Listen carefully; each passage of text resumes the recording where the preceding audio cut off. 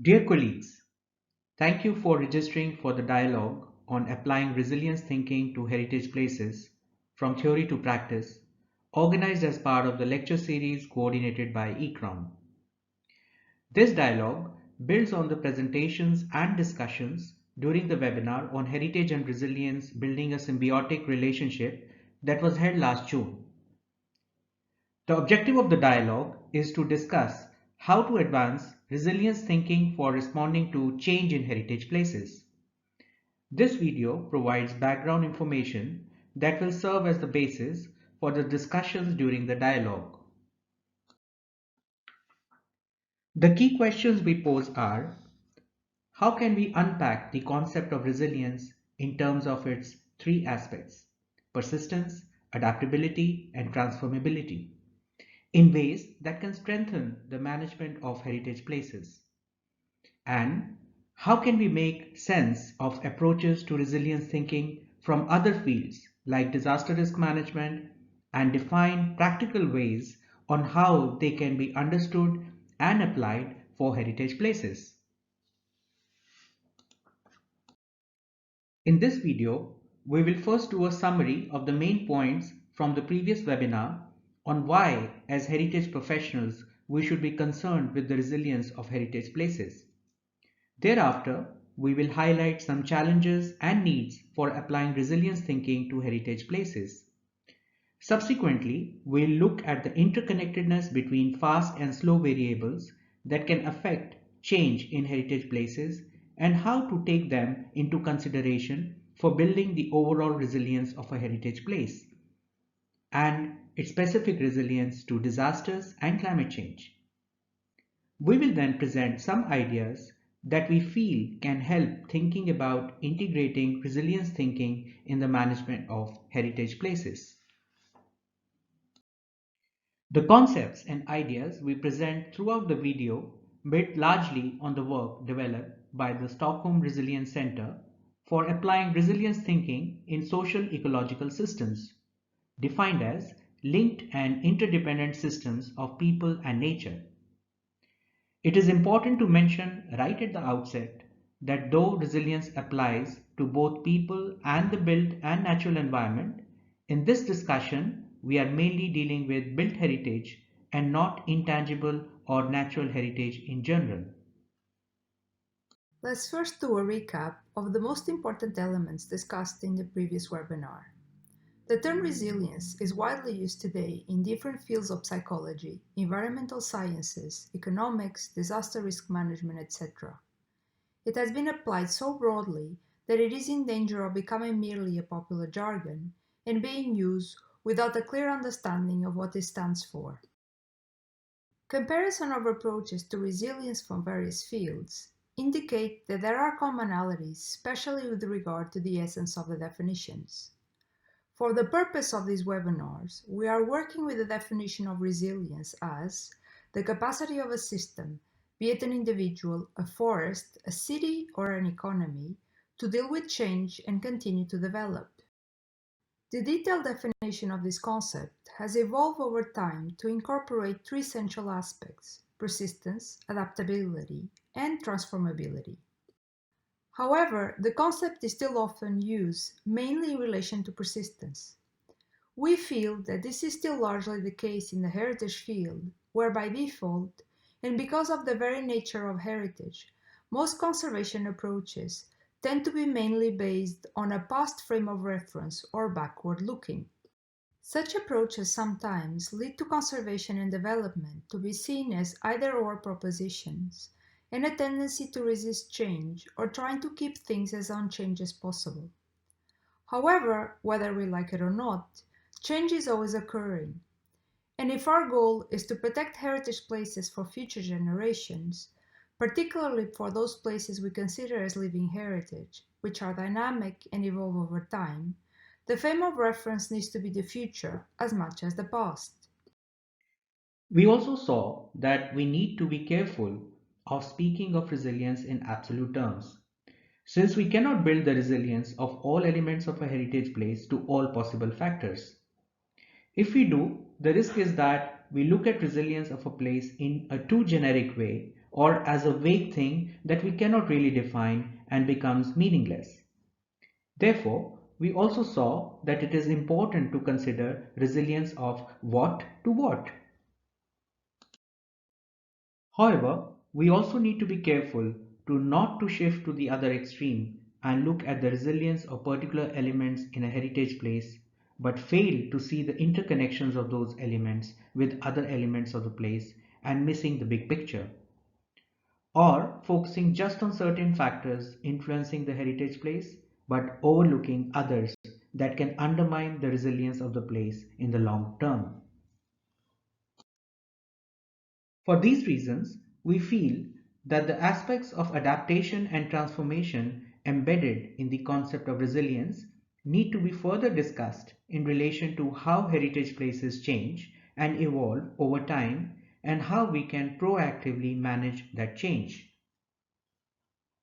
We have seen that the concept of resilience is still largely limited to the idea of returning to a previous state after a disturbance or shock. A much used example of explaining this is the normal human body temperature range between 36.5 and 37.5 degrees Celsius. Because of an infection or disease, the body temperature may change but will hopefully return to equilibrium, or the person's survival may be at risk. What we often fail to grasp in this example is that the body temperature is one element of different functions and processes that make up the human body. As such, the body temperature is constantly changing to support necessary functions in the body. For instance, if the weather is too hot, the body temperature will rise to make us sweat and bring down the temperature. Our temperature also fluctuates throughout the day, influencing our sleep and stay awake patterns. Likewise, fever plays a key role in helping the body fighting off infections. Seen in this way, this example highlights two important aspects.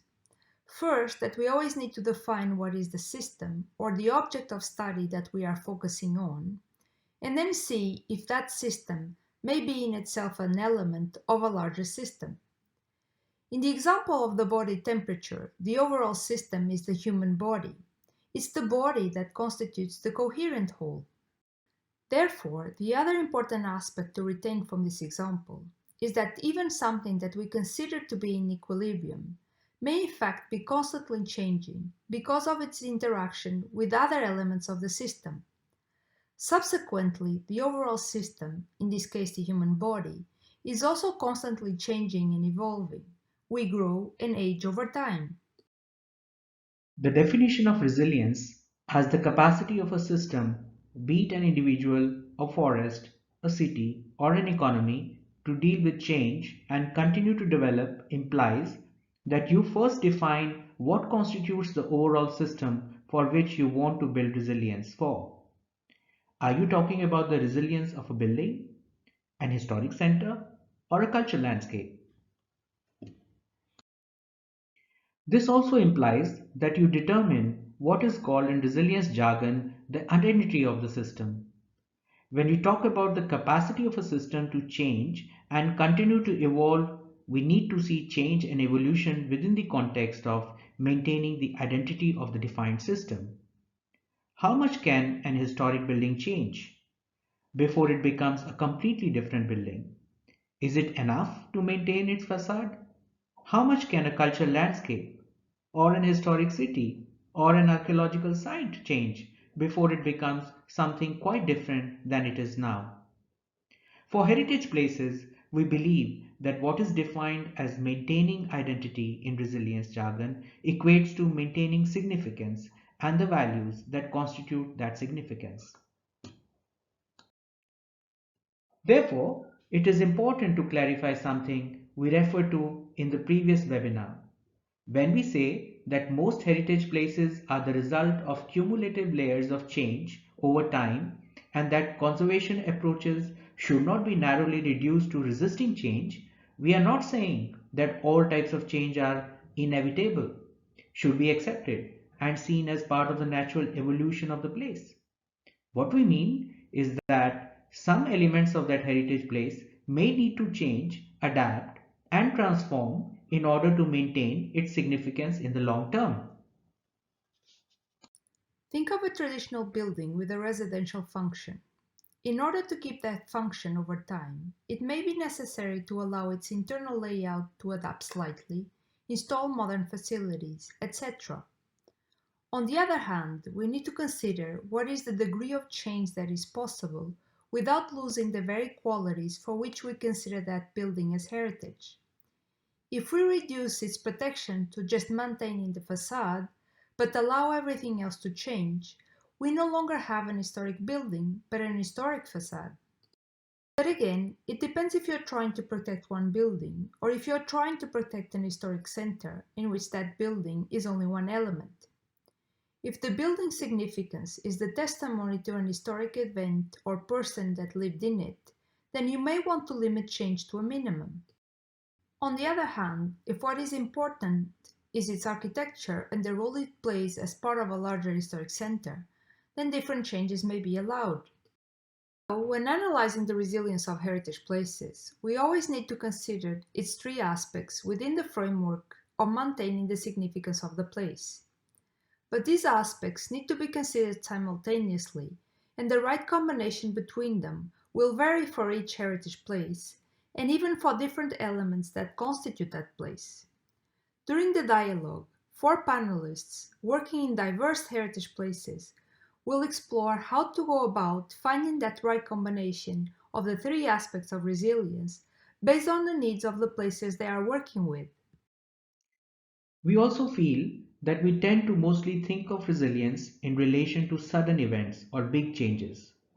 This may be one of the reasons why people may reduce the concept of resilience to the idea of returning to a previous state after disturbance or shock and don't consider it so much in terms of the capacity of a system to continue to evolve.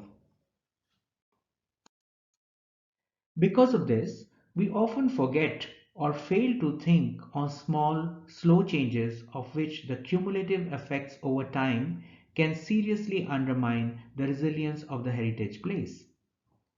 The sudden events and small, slow changes are normally called in resilience literature as fast and slow variables. Disaster risk management is one of the fields where resilience has been widely explored and that largely addresses fast variables or sudden events.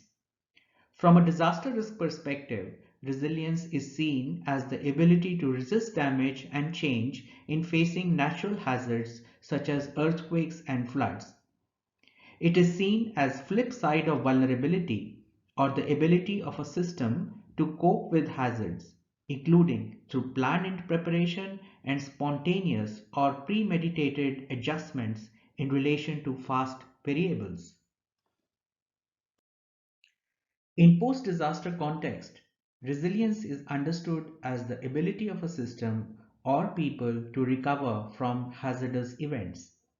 This understanding of resilience follows a persistence perspective and is achieved in a timely and efficient manner by ensuring the preservation and restoration of essential basic structures and functions of heritage place and maintaining its identity. Viewed from adaptability point of view, resilience to disasters aims at adapting conservation and management processes of a heritage place according to the frequent exposure to hazards and changing climatic conditions that impact the frequency and intensity of sudden events. The third level of transformability strives for building back better by reducing pre-disaster vulnerability rather than returning to the previous state. Transformative change is a system-wide change that requires more than technological change through consideration of social and economic factors that, along with technology, can bring about rapid improvements in the wider policy as well as economic, environment, and social sectors for sustaining present and future generations. It is to be noted that in either of the three perspectives, identity of a heritage place can only be maintained until the disaster does not cause such destruction that the attributes that embody and convey the significance of the place are extensively lost. Therefore, in both cases of adaptability and transformability, change of heritage place is accepted to varying degrees by balancing people's safety with protection of heritage values. However, the dynamic between heritage and safety will always vary according to the category and characteristics of the heritage place. Fast changes often attract more attention. However, slow changes left undetected may cause a system to cross critical thresholds and reorganize in a different configuration or regime, which might be very difficult to revert. So, how can we start paying more attention to these slow changes? Consider the situation of heritage places that over time become heavily dependent on tourism. For instance, an historic center that has gradually reduced services and facilities to cater for the needs of tourists can start losing its traditional residents because rents increase, supermarkets, bakeries, and other food shops are replaced by souvenir shops, bars, and restaurants, and schools and medical facilities close because there aren't enough residents anymore. The current pandemic has made very clear the dangers of relying too much on one dominant economic model rather than maintaining functional diversity. Places that before were overcrowded with tourists have emptied during confinement periods, leading to economic uncertainty and hardship for many people. Likewise, imagine a cultural landscape where traditionally people cultivated a variety of crops, but because of market forces, people start to increasingly focus on a monoculture that fetches higher revenues. In the event of a disease attacking that crop, people may lose their livelihoods. Or, because of changing habits, consumers may reduce or stop buying the product cultivated or produced in that landscape. Consider also the use of traditional materials needed for the conservation of many historic buildings. If these materials start gradually disappearing, either because of overexploitation or lack of economic viability, to a point they are no longer available, new and sometimes unsuitable materials will need to be introduced. However, these new materials can undermine the resilience of the building because they change the internal climatic condition of the building or considerably change its aesthetic and architectural values. Let us now look at some essential considerations for building resilience of heritage places, namely managing slow variables. Addressing slow variables requires first and foremost the identification of those variables and subsequently putting in place good monitoring systems to assess what they are and how they could affect the place. The effects of slow variables and processes are particularly important to consider in relation to the effects of climate change, such as sea level rise and increased temperatures. Another aspect is the need to consider connectivity. It is important to keep in mind that fast and slow variables are closely related to each other, and therefore the interconnections between them also need to be identified and addressed together. For example, continuous exposure to weathering will make an historic building more vulnerable to earthquakes. Likewise, consider the interconnections between the different elements of the heritage place, as well as with other elements beyond your heritage place. For example, an archaeological area located near a river is exposed to flooding because of the construction of a dam upstream, sometimes many miles away. Similarly, landscaping around an historic building may increase the humidity conditions, thereby enhancing the deterioration of historic wall paintings or mosaics inside that building. Consider also the linkage of the slow and cumulative process of climate change as the underlying reasons for increasing vulnerability of heritage places and its components to sudden events. Encourage learning. Heritage places are dynamic systems requiring constant learning and re-evaluation of existing knowledge and improvements to management. For instance, Maintaining traditional knowledge and practices is critical to conserve the values of many heritage places. Traditional practices are the result of decades and sometimes centuries long processes involving experimentation. Encouraging learning and innovation is not only in line with the nature of those practices, but might prove critical to ensure the survival of those practices. An example may be a certain ritual or process traditionally performed by men, but because of social changes may need to be allowed to be performed by women as well as to ensure their continuity. From a perspective of building back better, the actions carried out after a disaster in a heritage place should strive for reducing its vulnerability to fast and slow variables and building on existing capacities, traditional building techniques and materials, and other important attributes of the heritage place. Besides physical vulnerability, it is important to consider reducing related social, economic, institutional, and attitudinal aspects of vulnerability of heritage places to build their resilience.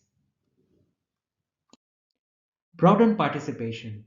Enhancing the resilience of a heritage place requires that local communities are actively engaged in the management of the heritage place, and there is effective collaboration and coordination between management bodies. It also may be necessary to integrate diverse set of knowledge and actions from people and institutions that usually are not directly involved in the management of the heritage place, such as the case of scientists with knowledge related to disasters and climate change. Besides, there is need to involve various stakeholders, often with competing interests in the heritage place that might also be detrimental to the heritage place. This would require identifying various sets of tools, some of which are tailored for specific groups, while others allow all stakeholders to collaborate in the same activities around the same tables and at the same times. These tools must be trusted by all actors and make explicit people's view of the resilience of their heritage place and not just outsiders. This necessitates the understanding and navigation through existing power relations. On the other hand, it requires improved skills in communication and negotiation. We have highlighted a number of aspects to consider when thinking about the resilience of heritage places, namely, that change in a heritage place always needs to be considered in relation to its identity or significance, that persistence, adaptability, and transformability, as the three elements of resilience, need to be considered simultaneously.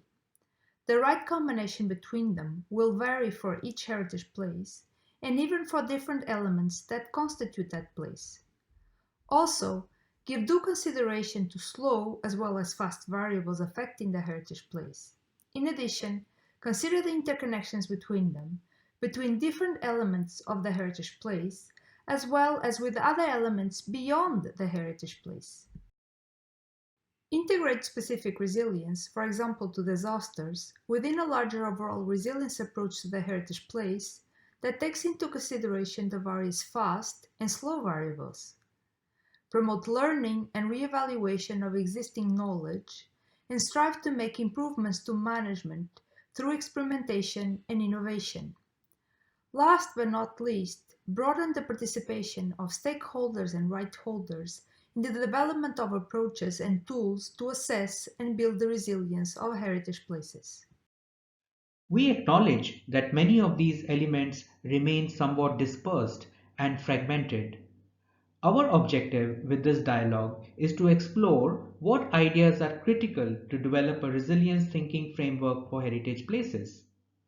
As a follow-up of this video, we have invited four panelists to consider how they would think about the three aspects of resilience for their sites and what could be the right combination.